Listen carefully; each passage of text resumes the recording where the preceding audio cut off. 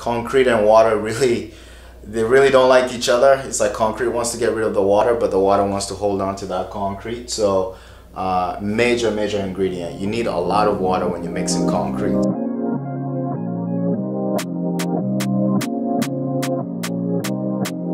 Hey y'all, welcome back to our YouTube channel. In today's video, we're going to be showing you all the behind the scenes process of how we make our concrete vessels. Some of you saw our first vlog, which was about sanding and sealing our vessels. This video will be the before process to that. So if you haven't seen that video, we're going to be putting a link to that video right here or in the description below. But we've been doing a lot of markets lately. We recently went to SOA in Boston. We've also done the Providence Flea. And honestly, we've been doing great. And that means we have to go back and make more candles. So we're going to be making some vessels today. And you know, if you have questions about the process, make sure you add those questions in the comment section below. If you like the video, make sure you hit that like button and don't forget to subscribe to our channel for future content.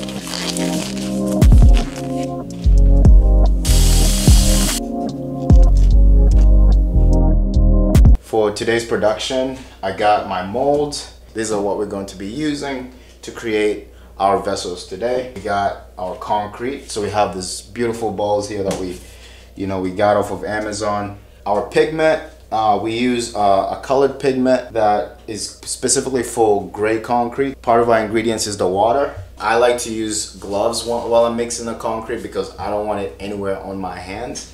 And then obviously when I'm working with concrete, I like to wear my mask. Yeah, that's the setup, so let's dive in. And we're gonna be using this mint green for this process. Why did we choose the mint green? So the mint green is for our Noble Guardian candle. This candle is a jade and cactus candle. So the mint green is going to give us sort of like that jade finish when we get the vessel done. And it plays on the cactus as well. And it plays on the cactus as well, yes. This process took me a lot longer to figure out because concrete and water ratios are very critical when working with concrete. You have to make sure you use the right amount of water.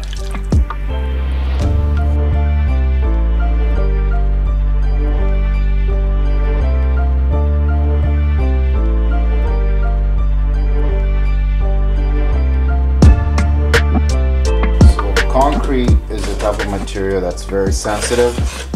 And what I mean by that is all the ratios have to be correct. The ratio of water to the amount of concrete that you're using. So for me, I would say the most challenging part was figuring out that ratio. Finding a good ratio where I'm not going to get the concrete, first of all, too wet.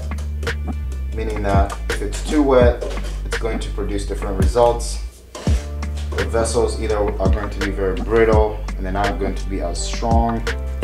And then if it's too thick, you're not going to be, or I wasn't able to pour that concrete as easily in a mold.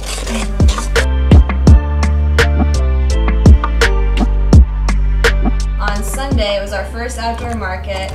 And our very first customers that approached our booth was a mother with her two daughters. It was actually Mother's Day for our first market.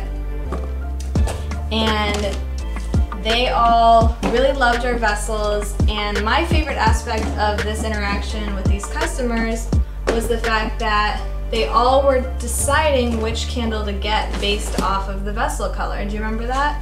Mm-hmm. So for them, they actually saw the value in actually using our candles for home decor, even before we even mentioned it.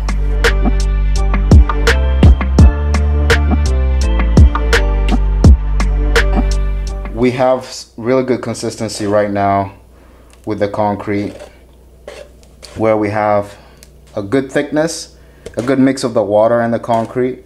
And again, quick concrete is a very time sensitive and water sensitive material, so I have to work really fast here so it doesn't cure up.